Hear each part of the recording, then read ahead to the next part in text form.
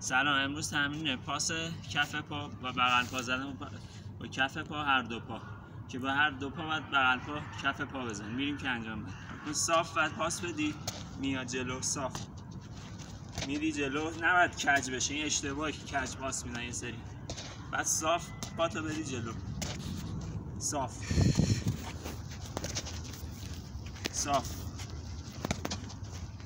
با کف پا.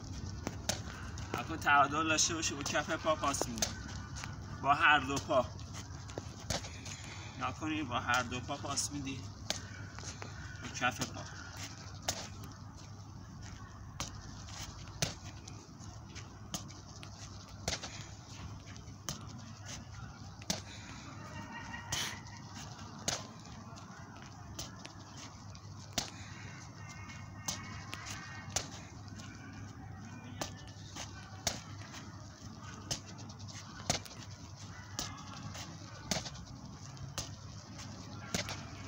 کف پا صاف میری، این باعث میشه که پاس دادن با کف پا با هر دو پا انجام بتونیم بدیم. با یه پا اشتباه. دستام کنار بدن تسلط داشته باشی که پاسو بدی، این باعث میشه که تسلطتون ببره بالا. شدتش هم زیاد نباشه تو کف پا پاس دادن، متعادل.